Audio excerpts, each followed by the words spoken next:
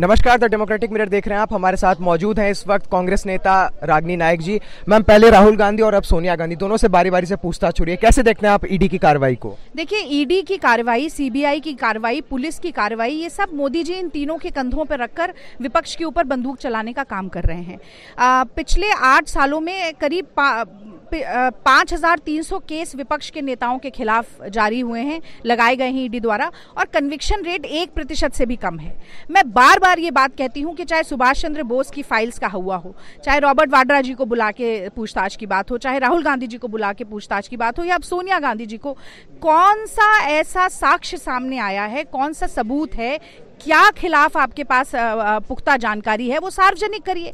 और नहीं है तो ये विपक्ष के नेताओं की छवि को धूमिल करने की और कहीं ना कहीं विरोध के आवाज को दबाने की जो कवायद मोदी जी चला रहे हैं, उसको बंद करना चाहिए। और मैं समझती हूँ कि ये पूरे तरीके से तानाशाही भरा रवैया है कि आप संसद के भीतर कहते हैं कि महात्मा गांधी की प्रतिमा के सामने खड़े होकर आप धरना प्रदर्शन नहीं कर सकते। आप कह रहे हैं कि भ्रष्ट, जुमलाजीवी, अक्षम, असत्य जैसे शब्दों का प्रयोग अब असंसदीय हो गया है। यानी जो शब्द जिससे सवाल पूछा जा सकता है सरकार से, उसको आप अनपार्लियामेंट्री घोषित कर देते हैं। और अब तो यहाँ तक हो गया है कि राजघाट के भीतर जाकर सत्याग्रह नहीं कर सकते। तो देखिए, नवजीवन अखबार को एक बार बंद करने का काम जो है वो अंग्रेजी सरकार ने, अंग्रेजी हुकूमत ने किया था। इसी तरह सत्याग्रह को रोकने का काम भी अंग्रेजी हुकूमत और संघ के लोगों ने किया था, और वही काम आज मोदी सरकार कर रही है। मैं समझती हूँ कि कांग्रेस पार्टी की रीढ़ की हड्डी कितनी मजबूत है, ये आज दिखाने का वक्त है। इसीलिए सड़क से लेकर, सदन से लेकर संसद तक हम ये संघर्ष जारी रखेंगे। एक आखिरी सवाल, क्योंकि आप खुद भी एक महिला नेता हैं और महिला केंद्रीय मंत्री स्मृति ईरानी की बेटी पर आरोप लगा है इलीगल बार टेंडर का, इस पर क्या आप कार्रवाई की उम्मीद करती हैं?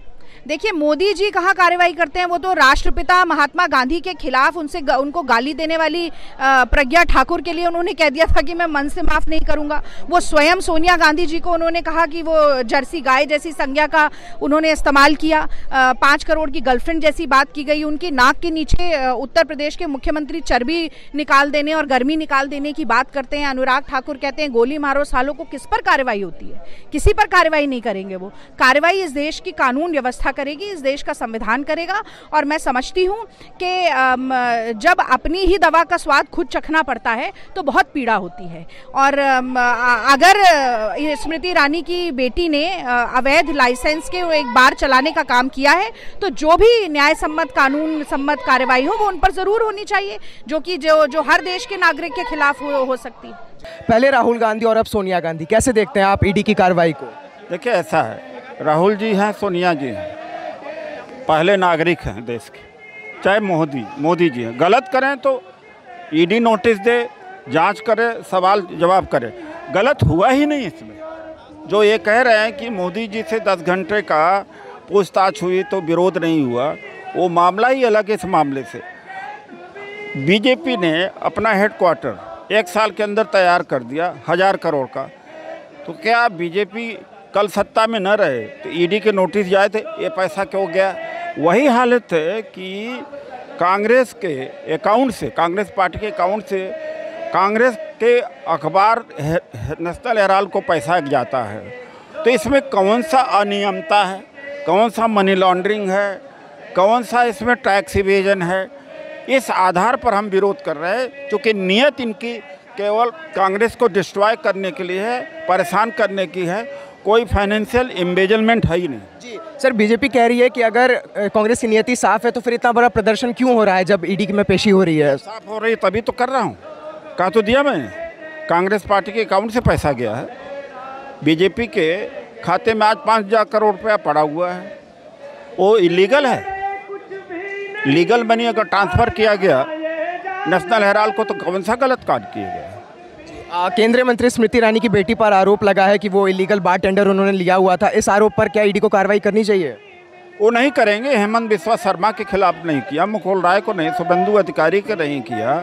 और संस्कारी बीफ बिक रहा है, संस्कारी सुअर का मांस बिक रहा है, संस्कारी दारू बिक रहा है।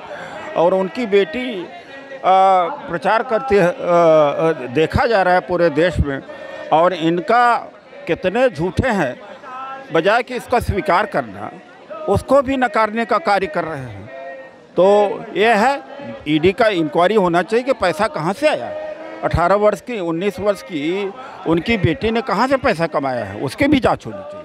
और जो फर्जी लाइसेंस चला रहे हैं उसकी भी जांच होनी चाहिए, लेकिन होगा नहीं, मैं जानता हूँ। एक आखिरी सवाल, क्या इस प्रकार से कांग्रेस नेताओं को, विपक्षी पार्टी के नेताओं को जो ईडी और इनकम टैक्स की छापा किया जाता है, उनको बुलाया जाता है पूछताछ के लिए, क्या विपक्ष कमज़ोर होगा इससे? विपक्ष कमज़ोर हुआ है। तमाम क्षेत्रीय पार्टियाँ, जैसे सुश्री मायावती है, 5 साल उनको बैठा दिया, घर से नहीं निकले। चुनाव के समय इतनी बड़ी पार्टी जिसके पास में 400-500 करोड़ रुपए का फंड है, वो न निकले, तो ईडी का ही तो डर है। ईडी के डर की वजह से बीएसपी ने वोट ट्रांसफ़र किया उत्तर प्रदेश में और बीजेपी जीती है। ईडी तो इनका पार्टी चला रही है, ईडी तो बीजेपी का एक मोर्चा है। तो आप सुन रहे थे कांग्रेस नेता उदित राज को, वो कह रहे हैं कि ईडी बीजेपी का ही एक मोर्चा है। अगर ये वीडियो पसंद आए तो लाइक शेयर करें और अपनी राय कमेंट सेक्शन में ज़रूर बताएं। धन्यवाद।